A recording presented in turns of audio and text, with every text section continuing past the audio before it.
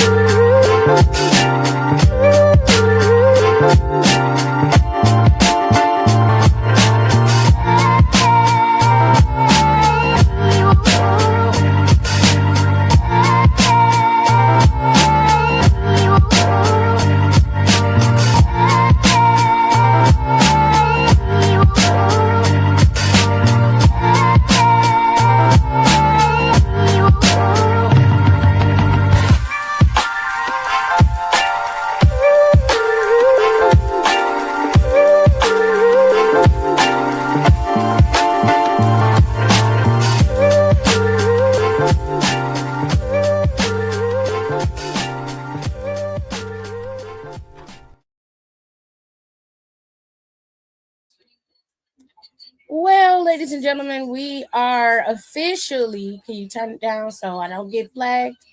Antoine, hello? Are you hearing me? I said, can you turn it down so I don't get flagged?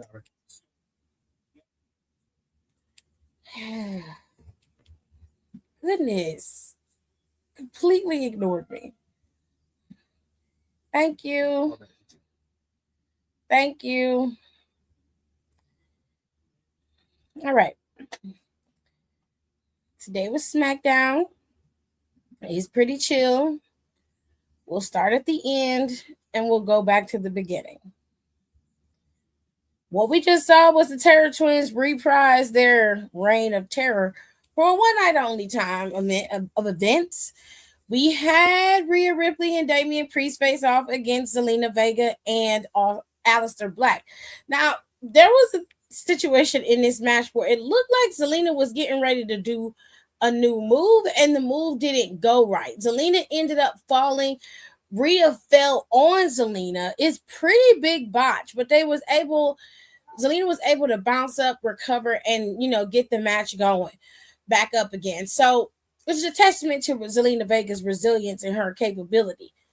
However, the match itself was okay. It wasn't a bad match. It wasn't great. It was okay. They pulled out all the stops in this match. It seems like they was in there scrapping, and ultimately the Terror Twins were able to pick up the W over the Blacks. The Blacks. They picked up the W over the Blacks. Anyway. So that's how the show ended. We also had Lash Legend have her debut match over on SmackDown, which this match should have happened over 3 weeks ago. Right after Lash brought her ass to the roster to help Nia is when the next week she should have had her debut match. She also had new entrance music, which I like. I like her new entrance music. It announces her so you know who she is. She also has her own Titantron now. So Lash is here and she is here to stay. And we love that for her. This match was a showcase for Lash Legend. Alexa put up a good fight against her, but Lash has a very, very strong, ability, and she just dominates when she's in that ring. So it's not hard to see that Bliss was at an inconvenience or more at a disadvantage going up against Lash. But just because you're taller and bigger doesn't mean you can't fall hard. You hear me? So the girls went at it, and Alexa Bliss had the momentum going in the match, but it was when Nia involved herself in Lash's match, basically cutting off Bliss and, on the apron, basically swiping at her legs and taking her down to the ground. And that's where the change in the match came in. Lash was able to take out Charlotte after Charlotte took out Nia. And then she got in the ring and finished off Bliss. And that was it. It was Murder, She Wrote. Now, afterwards, they went in the back and they had a little conversation with Rhea. They told Rhea, like, you over here on our show, you in our business. But if you come after them tag team titles, just know we'll be taking your ass too. You saw what we did to Bliss and Charlotte. And Rhea was like, is that supposed to be a threat? Am I supposed to be afraid of you? She was like, no, babe. She was like, let me tell you how it's going to go down. If and when EO and I decide we want to go after them tag team titles, we going to take them. And neither one of you hoes going to do anything about it. Because she said, Nia, the last time I saw you, you was laying on your back counting 1, 2, 3. You don't want to go back down that road with me. Nia didn't have nothing to say to that. See, that's what I'm talking about. Shut it down. Okay? Nothing but actual factual. Thank you, Brandy. I appreciate you. So we had that moment. We also had a little moment between Jade Cargill and Rhea Ripley. Okay, just a little, just a little stare down moment. Just a little peeky poo. Okay. So we trickle on down because Jade is headed to the ring and she was not dressed to fight.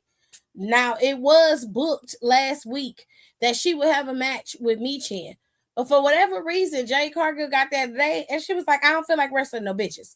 So she decided to attack Michin after Michin was cutting her video promo. She decided to attack her, took her out in the back, and then told them to hear her music. She went out there, got to talking her shit, and basically Jade Cargill was like, I'm not here for the bullshit. She said, any one of you hoes step up, y'all gonna get cut down every single time. I want you to understand that your place is always gonna be beneath me. So, they did not like this. But nobody came out there to contest it except for Michin. I don't know where the fuck Brianna was. I don't know where B-Fab was. But she was nowhere to be found because Michin came out there with her kendo stick and was beating the hell out of Jade until Jade was able to get that pump kick off because Michin took all day getting the damn table. This is not, I don't understand it. Like sometimes I wish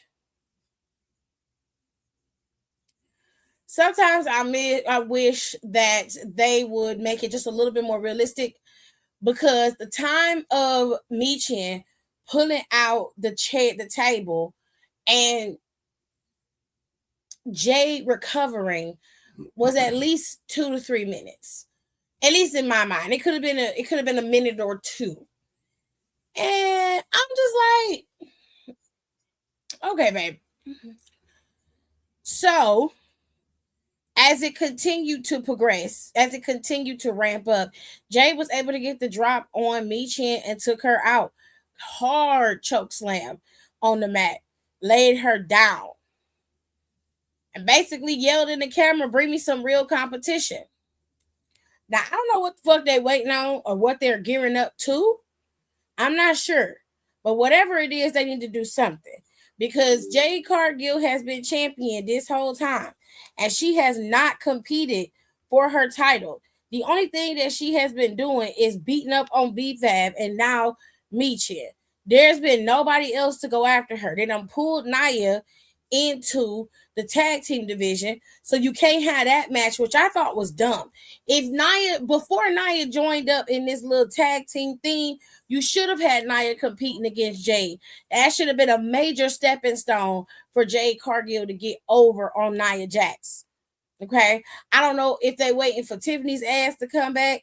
I don't know what they're doing. If they're waiting for Bianca, I don't know. But I know I need them to do something. They got to give Jade Cargill some type of competition.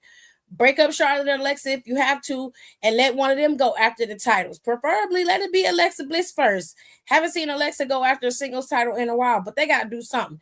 Jade Cargill can't be champion over a division, and she not have no fucking competition. That don't make no sense.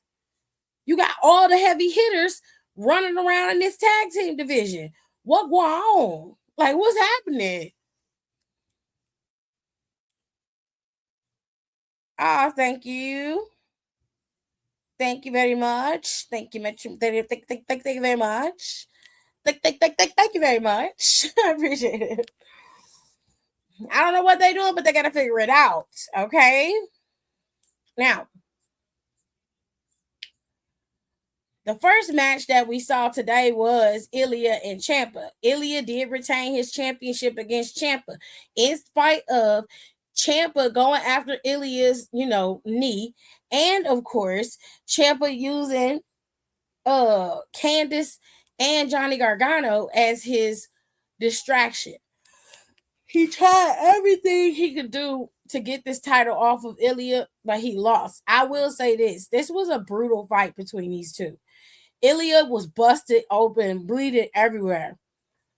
And Ciampa, he was fighting like he was Blackheart again. It was nuts, okay? So, damn, 24 to nothing? Ugh, I would be hurting. Anyways. Yeah, hold it there. Oh, I wouldn't want to play no more. Anyways, so after the match was over, Ilya got attacked by Gargano and Ciampa. This led to Mello coming down there for the save, taking out both members of DIY and coming in and giving Ilya his props, but letting him know, hey, listen, I'm coming back after that championship, bro. I saved you, but I'm coming after that title. To which Ilya always welcomes a good fight. You feel me? With all that being said, let's talk about Mr. Rhodes. Cody Rhodes. Cody, come to the front. Come to the front of the class, love. I say this with love and understanding. If you don't get your shit together and understand what you're dealing with when it comes to Obafemi, you're going to get your ass whooped tomorrow. And whether Drew McIntyre interferes or not is irrelevant. Going up against Obafemi is going to war. And if your ass don't start focusing on Obafemi, you're going to get embarrassed in front of the entire world. Okay? It's going to happen, love. You're not going to go into this by not paying attention. If you ain't been watching film and studying, then you ain't no real quarterback, bitch. You can't act like a second and third string quarterback. You supposed to be QB. You supposed to be studying film. You supposed to know your opponent. You can have multiple adversaries and still focus on the one in front of you. That's possible. Two things can be right at the same time. You have an imposing threat in Obafemi because he's an immediate threat. And you have a future threat of Drew McIntyre. Your biggest problem or your biggest mistake with Drew McIntyre is let him get underneath your skin to the point where you would request Nick Aldis to bring him back to TV. I wouldn't have said a motherfucking thing. I would have went out there gloating and happy as fuck. I wouldn't have been paying Drew McIntyre dust. That is his biggest pet peeve, is to ignore him. But you gave him all the attention he wanted. Now he knows the ball is in his court, and now he's behaving like it. He refuses to show up to work simply because he says it's a hostile work environment, when he is the one who has created the hostile work environment. I wouldn't give a fuck. He don't want to show up for work, fine. You don't want to lift the suspension, don't. I wouldn't have requested shit, but every time he show up, I'd be whooping his ass. That's where I think you made your mistake. You made your mistake by showing your whole card. You should have kept the card that you had. See, Drew McIntyre could sit on the outside looking in. He could talk all that shit, talk about, oh, Cody, you're just afraid. You're just scared. And I'm like, and you're suspended. And you're suspended. And while you're suspended, I'm going to be defending this champion against somebody who actually deserves it, not somebody who bitch, who moan, and complain because they can't have their way, like a little toddler. But I promise you, if you show your ass up to any of these shows, if you show your ass up to Smackdown, anywhere where I'm at, I'm whooping your ass every time. So enjoy your suspension and make sure you keep that ass where you at. Otherwise, I'm gonna be on your ass like white on rice. I don't care if you outside. I don't care if you down the street. If I see you in the airport, bitch, it's on site. But as far as you and me are concerned with my championship, bitch, I don't give a fuck about you or what you got going on. As far as I'm concerned, if Nick Aldis keeps you off the show forever, it's fine by me. I don't have to see your face and you don't have to see mine. So enjoy your vacation while you still can. That's how I be. Period. No, for real. Because like, why? What am I playing with you for? You're suspended. I'm not begging for you to not be suspended no more, bitch. I don't give a fuck about that. You're suspended because you're suspended. And you're still titleless, like Nicole said. You ain't got no fucking title. Who are you to command anything? You have no power in this situation. He don't want to show up to work. That's fine by me. But Cody, he better than me because I would have let his ass stay at home. He would have been at home fucking with me. I'm just telling you because Cody got a right to be mad. The man did get on his bus and beat him up, right? So technically, he did come in his home and disrespect his home. He disrespected his family. All right, cool. But my thing is this. You already know how Drew operate. He operate on the vibes. If he knows that he's in your head and he's controlling the situation, he's going to do everything in his power to continue to turn the wheels. Why would you give him that level of power over you? That was dumb. And Cody, I love you, but nigga, that was stupid. Okay? I would have had my ass at home somewhere with my feet up telling Nick, hey, whenever you come up with a champion, a contender for me, I got you. Junior, be quiet. Be quiet.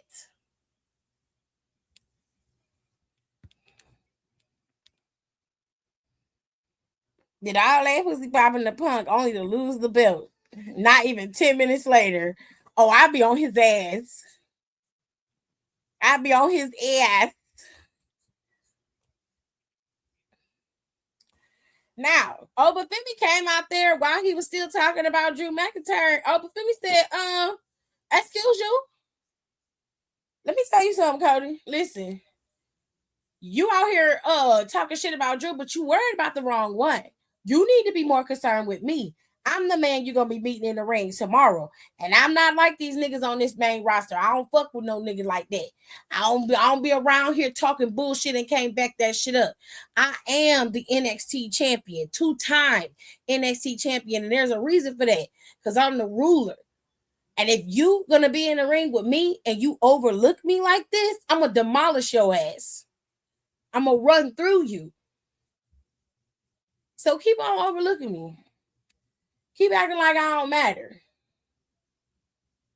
You know what I'm saying? That nigga Cody said, because he quoted John Cena, he said, listen, your hustle is hustle, loyalty, and respect. And he said to quote John Cena, your time is up and my time is now. And Cody said, look, you a John Cena fan. Great. Love that. You know what I'm saying? You look up to the man. I once did too. But let me tell you something.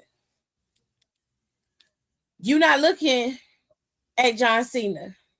You're looking at the man who beat John Cena for the WWE Championship. And you're going to get knocked down too. Then you just walked away from that nigga. Just walked away. Obafemi said, hold up. That's a 22. Back your ass up. You're not finna just walk past me like I'm not here. You're not finna disrespect me. You see me. You see this championship. I will beat your ass right here. And Cody was like, well, what's up? They stand in the ring, title and title. Hold it above their head. I'm like, Cody.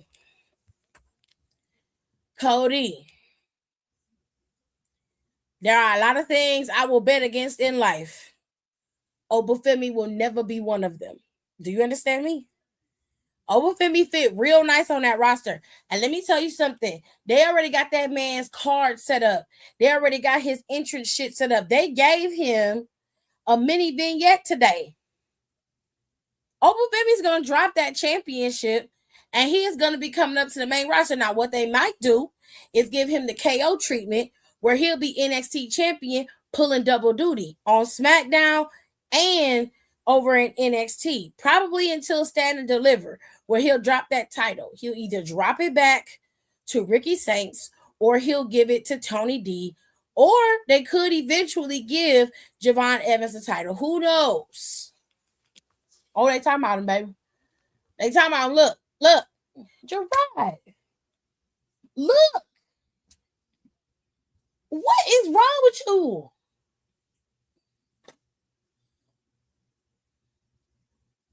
Can you not hear what I'm saying?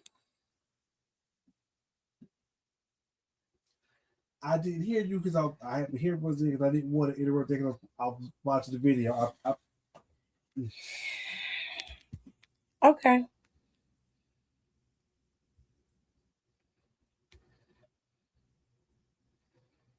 Nope, he gonna get his ass laid out on Saturday, and I'm 90% sure that Drew McIntyre is gonna help that situation. Yeah, Nicole. Yeah, that Michigan coach was sleeping with a student. He got fired for misconduct. Went to the student's house, threatened to kill himself and kill her. Child. Now, there was one match that was on the card that we didn't see, and it was Miz and Javon Evans. So, Miz and Javon Evans was in the back. Miz came up on Javon Evans while he was getting interviewed. And basically, he was jealous. He was angry and mad because he didn't get to be the one to go over on Saturday Night Main Event or be the one to wrestle John Cena. And Javon Evans was just like, man, you had two opportunities to get to Saturday Night Main Event, and you lost both of them. You really can't be mad, bro. Like, you got to move on. And Miz was just like, well, you talking shit. You look, do you know who you talking to? And Javon Evans was like, well, let me find out. He was like, if you want to understand why I'm going to Saturday Night Main Event, I can help you out with that. We have a match tonight. I can give you the game. Miz said, I'm gonna go talk to Aldis. But he said, I will not be responsible for you not making it to Saturday Night Main Event. Nephew. Then he got his ass out of there. They had the match. Now, Miz, it's a masterclass in a heel versus a face style match where you target a specific body part or a specific body part gets injured and therefore it is targeted by the heel throughout the match. What Miz talked about today is that overzealousness can be your downfall. You got to think your way through the WWE. You can't always be hyphy. I understand Javon is always ready to prove himself, but sometimes everybody is not deserving of your time. In this case, Javon was able to pick up the W over the Miz, but it was a hard fought battle. Miz made him work for it, if I'm being fair. And that is it. Like, there really wasn't a lot going on when it came to SmackDown. We saw some backstage stuff, but it was very light. We did see Fraxium back there. They did say they would help out Ilya, but Ilya refused to help. Essentially, he wanted to handle things on his own because he wants to keep the integrity of the United States Open Challenge, the United States Championship Open Challenge going. And like I said, the final match of the night was Zelina Vega and Rhea Ripley. So with Alistair and Damian, to which Alistair and Zelina Vega failed to the Terror Twins tonight. So they lost. And there was a lot of John Cena love being given tonight. It was a lot. It's gonna be an emotional time for some people over there. Gave her 55K raise over the past year too. It sounded like she was a willful participant. Okay, babe.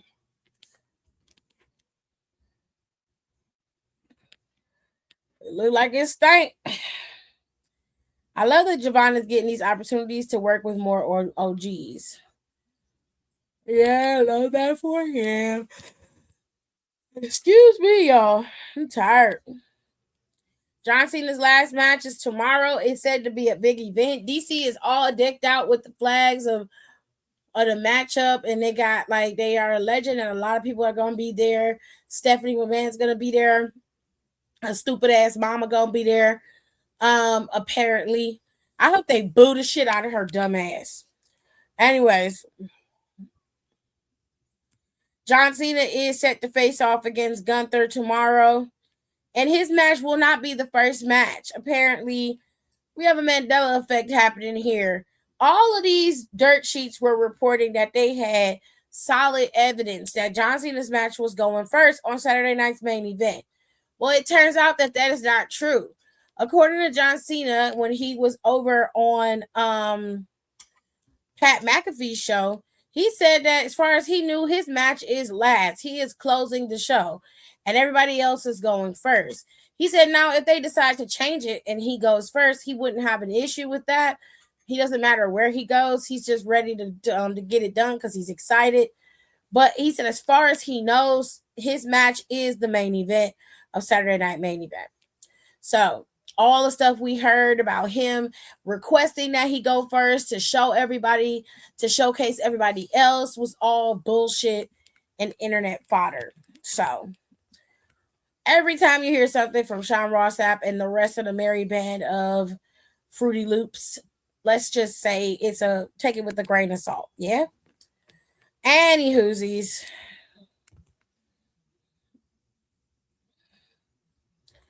Let us move on to the next match. Javon Evans and his partner in crime, Leon Slater, will be taking on the Raw Tag Team Champions, AJ Styles and Dragon Lee. This is a non-title bout, and the four men will be competing in the ring. This is going to be interesting. You have a lot going on with Javon Evans and Leon Slater and Dragon Lee being extreme high flyers, and AJ Styles being a high flyer himself. But he's more of a combo wrestler where he will do traditional ground and pound if necessary. I think this is going to be a very fun, fast-paced match with a lot of stunt happening, especially with Leon Slater in there. This is going to be very interesting. I'm looking forward to it, and this is going to be probably my sleeper favorite match of the night. Moving on, Sol Ruka is facing off against Bayley, one of the greatest of all time. Now, listen, I suspect that this match is going to start off a little slow, and then it will pick up with speed and be interesting later on. And I also think they're going to do some storytelling in Saturday Night Main Event, but we'll wait and see. And then we have Obafemi facing off against Cody Rhodes. My assumption is that Obafemi is probably going to win this match. Now, Oba winning this match is going to literally pad his resume and really boost his ego.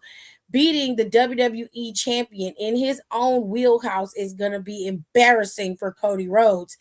But not only that, it's going to give Obafemi a massive ego boost, even when he goes back to NXT. Because he's been able to do that, he's going to believe he's unstoppable. This is going to be interesting. However, if he loses to Cody Rhodes, I don't think it really does any damage to him like most people would believe. Cody Rhodes could pick up the win and be just another win in his belt. But Cody in this match has the most to lose. He would have been beaten by a rookie right out the gate. And John Cena, his own counterpart, has suffered that many times over. From Sheamus to Kevin Owens, it has happened multiple times. I don't know if this happens to Cody Rhodes, but my brain is telling me that Obafemi is going to pick up the win on Saturday. However, again, we just have to wait and see. Saturday night main event starts at 7, I believe. Oh no, it starts at 8. It starts at 8 p.m. Eastern Standard Time, 3 p.m. or 5 p.m. Pacific. Let me take off the comment box. I can't see. Yeah, it's 5 p.m. Pacific time. I'm going to be watching, and probably at the end, I am going to cry. I will go live after this is over with tomorrow. It'll be very short and sweet. I don't think Saturday Night Main Event is going to go past 2 hours and maybe 20 minutes. I don't think it's going to go any further than that. So I'm going to be back. I hope you guys enjoyed this recap of SmackDown. It really wasn't a very long show. They also have made it very clear that next year, what did they say? January, they're going back to 3 hours. Which I hate that. I hate it so much. Yeah, and it's early too. We talking January 2nd. So right at the beginning of the year, they're going back to 3 hours. Oh, I hate that so much. I do not want to watch wrestling for 3 hours on Fridays. Sometimes I just want to chill. Ugh. This sucks. It sucks ass. But we gonna give it the benefit of the doubt. We gonna respect it. Okay, we gonna respect it. Anywhoosies.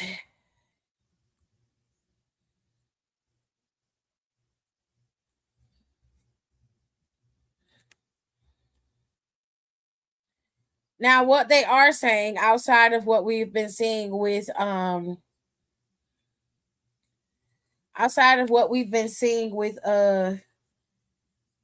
Saturday Night Main Event, there's a rumor going around that Brock Lesnar, AJ Styles, and Chris Jericho, if he resigns with WWE, are all going to be retiring next year. Girl, it's too much happening at once.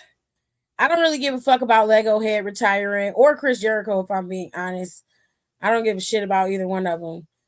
Oh no, they got a move and render. Oh, you bastards. Oh, I'm gonna cry. Anywhoosies, if you guys missed the Gaming Awards yesterday, you really missed out on a treat. I promise you, it was a really good show. And we saw a sneak peek of Street Fighter yesterday. The trailer ran for Street Fighter, and it was pretty cool. So I'm gonna show y'all the images for the official poster for Street Fighter for our guys. Okay, and I'm gonna show y'all some images from the actual trailer for Street Fighter. So first things first, you're gonna see Cody Rhodes. Cody Rhodes is Guile in Street Fighter, and he looks pretty damn good. He actually is that guy. He looks damn good as Guile. They did a pretty good job. It's a little wonky when you see him in the actual movie, though. It's a little funny. But I mean, they did a good job with his character. Here's what it looked like in movie. It's like he got that weird flat top. It's crazy. And then everybody was concerned about Roman Reigns playing Akuma. But honestly, they did a really good job of making Roman Reigns look as menacing as possible. He picked up a little bit of weight for this role, just a little bit, but he does look scary as hell as Akuma. It is nuts. But what I love about this movie is the way that they utilize lighting and how they're playing up the campiness of Street Fighter.